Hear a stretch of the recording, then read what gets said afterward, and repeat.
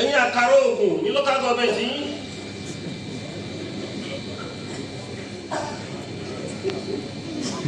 ẹ̀yin apàṣẹ wà ẹ lọ ṣe ìdìwà yìí o kí wọ́n ṣe apàṣẹ wà nìkan ìwọ tó ti sọ̀rọ̀ ẹ̀ di OPC gbélé pọ̀wọ́ gbogbo àwọn àgbà tó wà nílùú yìí tẹ́lẹ̀tẹ́lẹ̀ nípa tá a bẹ̀rẹ̀ OPC aggressive mobilization là ń ṣe gbogbo àwọn abúlé tó wà lọ́wọ́ ní zone sí bẹ́ẹ̀ náà ní ìgboro àní zone sí à ń ṣiṣẹ́ kàmbá àmàlọ́mà ẹgbẹ́ ìgboro fún àmà kàmbá sí wọ́n ti wọ́n tó jókòó tẹ́tẹ́rẹ́ síbì kan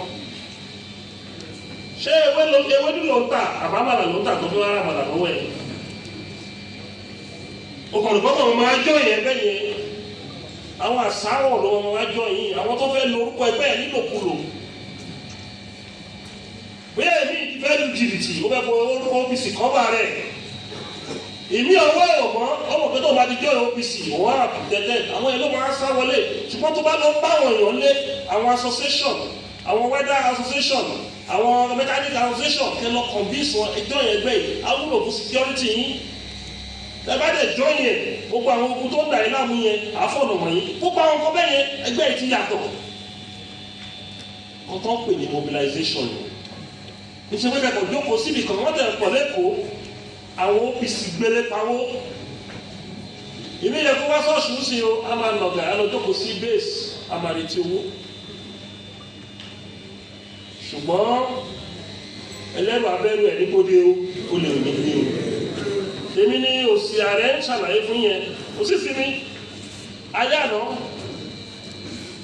ọmọ mi padà sí skul ní Bangkok University mo á ní wá dà wọ́n wo yàrá mi mo ń ṣe conference call kan lórí Zoom òsì sí mi bí àwọn mi bá ti wọnú yàrá mi báyìí ó bá ti ní pé mo wà lórí Zoom ẹ̀ ń ṣe meeting àti rọra padà ìgbà mi 3 AM ṣe mọ̀ pé táìmù táwọn ń lò mí báyìí bọ́ọ̀lù àwọn aráàlú òyìnbó ń lò àwọn Amẹ́ríkà àwọn Canada 6 hours difference ní 5 hours ìpàdánù tí meeting máa bọ́ sí ẹlòmíì ní àná òun fẹ́ kó níbi iṣẹ́ ká tó bẹ̀rẹ̀ meeting tó bá kó níbi iṣẹ́ tó bá máa settle down sílé ẹ̀ bóyá 9 PM bí 2 AM ní Nàìjíríà tí àwọn bá ti wọlé báyìí á padà ní ìgbà mi máa tilẹ̀kùn nígbà táwọn ìbejì bá sáré wá àwọn òkú dákọ̀ mọ̀ ń tiẹ̀ láti igi nìkan màá yára kọ́ ti ń disturb máa tilẹ̀kùn.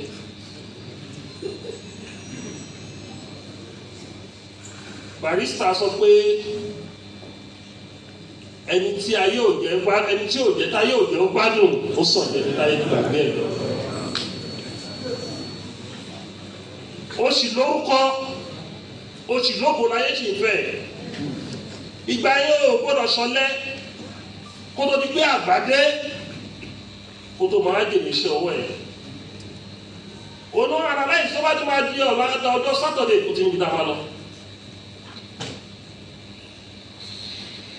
nígbà tá a fi àwọn olóyè ààrẹ jẹ́pà àwọn kan sọ pọ́pọ́pọ́pọ́pọ́ olóyè ààrẹ is the chief of council of war of Yoruba land ó yàtọ̀ sí olóyè ọba ìgbàyé council of war traditional chief of council of war to defend Yoruba land kì í ṣe ọ̀rọ̀ ìbọn intellectual ọpọlọ ẹ lọ́wọ́ bá ta fọ́sọ́lọ́yẹ àwọn ọ̀jọ̀gbọ́n professor kan ni ṣé professor ilé ìgbọ̀ báyìí àwọn think tank ló kójọ òsì Ààrẹ Onakakanfo an active manager of 3 major newspapers kó tó retire Punch, Tribune and Mirror newspaper. Ó lè jókòó sí editorial board ní Punch yìí lọ́yà bíi 5 nínú àwọn 36 ẹni tá a lè sọ pé kò mọ̀wé díẹ̀ tó dẹ̀ kọ́ ọ̀jọ̀gbọ́n ni wọ́n ọkọ ẹ̀ deputy controller of custom ní retire kó tó kú èkejì ìyálọ́jà ni níbi tó dẹ̀ wáyé ibi tó ti ta nǹkan lápapọ̀ yẹn kò sẹ́ tó ṣe ajé tó kò sí àṣà tí ní gbogbo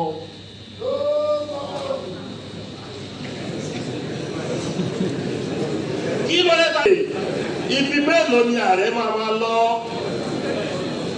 Ọmọ Oòduà ni mí. Ibi mélòó ni ààrẹ máa lọ?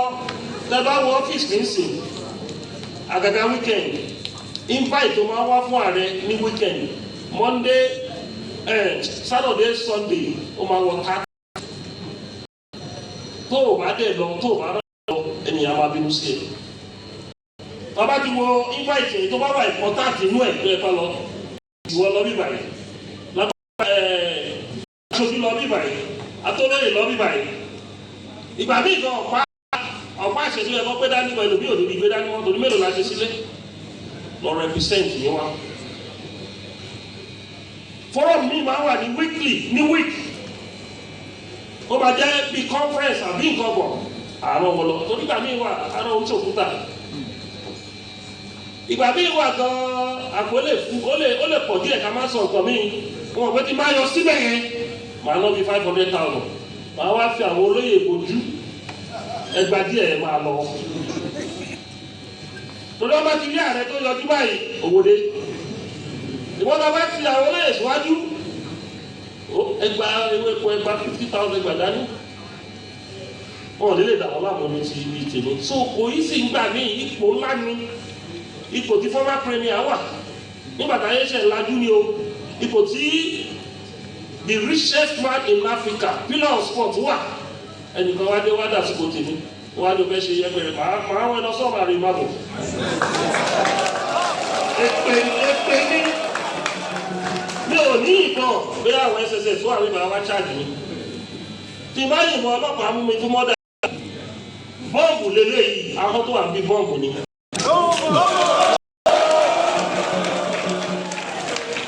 Orí a máa jagun lé ká tó jagun dá o. Lẹ́yìn ọ̀bá ló kó mọ́ ọmọ ìyá ní aláàtọ̀ ò ní bẹ̀rù ẹ̀. Fẹ̀kọ̀tẹ́lẹ̀ ní ipò ààrẹ tó máa yọ ogun ní wọ́n pọ̀ ju ọ̀tá lọ. Tí a kọ́ jẹ fún 4 years, àwọn Yorùbá máa kọ́ challenge ẹ̀. Kò sí ààrẹ tó jẹ fún ọdún 5, wọ́n á kọ́kọ́ challenge ẹ̀ ìyá ìyẹ̀wò. Wọ́n á sàsí, wọ́n á gbẹ́bọlé lórí, kò sí ìkọ́ tó wọ́n ní ṣe. Wọ́n á fẹ́ fẹ́nu bá ara wọn ẹ̀jẹ̀, ó wá kù sọ́wọ́ ààrẹ tó wà bẹ́ẹ̀ kó má lọ bẹ̀rẹ̀. Ààrẹ tó dẹ̀ wà lẹ̀ yìí.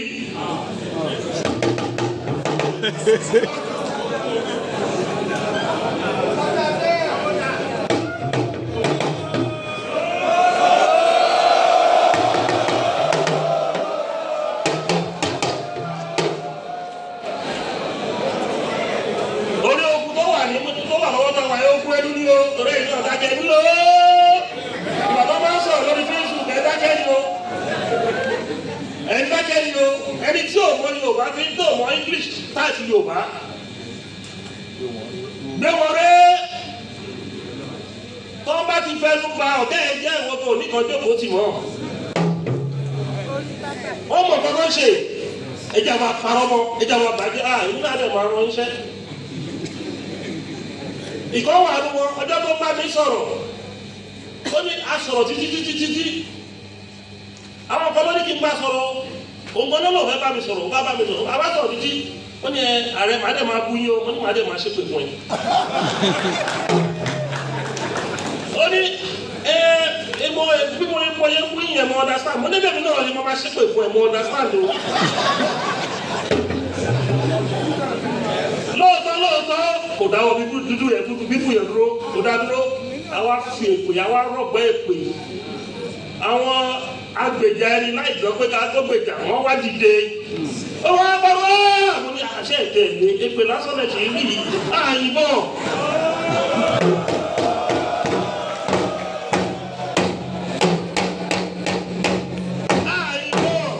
Àṣà ogun àti ìyìnbọn. So ẹ ti gbàgbé history OPC ni. Nǹkan tó ṣẹlẹ̀ láàrin àwọn àgbọn ní OPC. Ẹ̀mí tó lọ sí kò lóòka. So ẹ lọ́dọ̀ báyẹ̀ ti lájú àti sùn pátápátá. Èkè tábàjẹ́ ìsùn ẹ ti fẹ́ jí wa padà ní. Àwọn rédèrèdè kò sí bí wọ́n ṣe pọ̀ tó tọ́ máa lè wí síbẹ̀. Ó kò tẹ̀ sí pé kéré tó tọ́ máa lè òní síbẹ̀.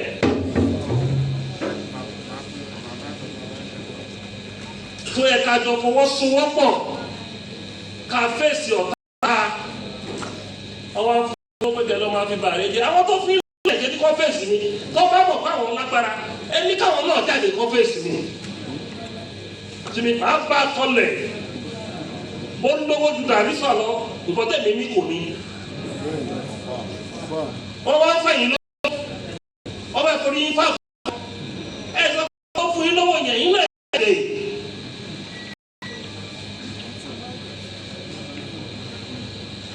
bẹ́ẹ̀ ó bu àwọn terrorist tó ń dà wá láàmú lọ́wọ́ Yorùbá ní òkú. gbogbo wàhálà tá à ń rí ilẹ̀ Yorùbá ló kọ́ sí 80% ẹ̀.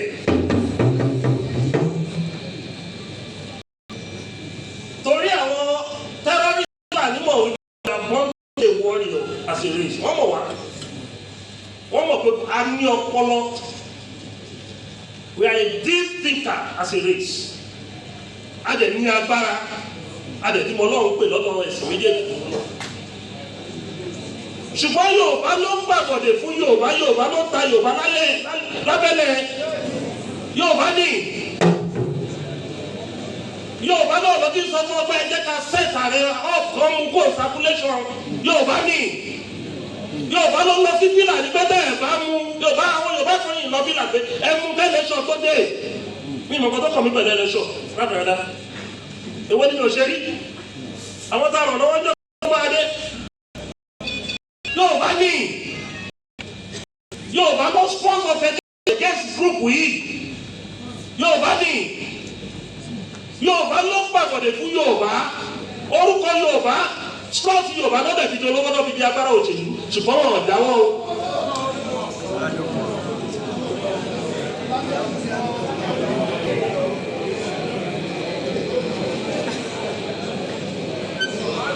tí wọ́n là ń ṣe bí báyìí sìn à ń bára wa sọ̀rọ̀ ọjọ́ iwájú ilẹ̀ Yorùbá ni ṣùgbọ́n àwọn èèyàn ò kò sí ètò kan wọn ibi tó ti ń ta Yorùbá làwọn ti ń rówó tí àwọn Fúlàní bá rí kankan tó bá lé wọn ní wọn mọ àwọn tó máa ń pè ilẹ̀ Yorùbá pé don't worry we handle it. a lè bẹ̀rẹ̀ iṣẹ́ lẹ́sẹ̀kẹsẹ̀ gbogbo àwọn olóko tó mọ̀ pé ó gbé kínní yẹn lọ́wọ́ a máa kówó fún wọn a máa fà wọ́n yọ ní kọ̀ọ̀kan ẹ̀ tó sọ ẹ́ lánàá kó tó fún abẹ́ sí sọ bí torí ó ti jẹ́ dodo.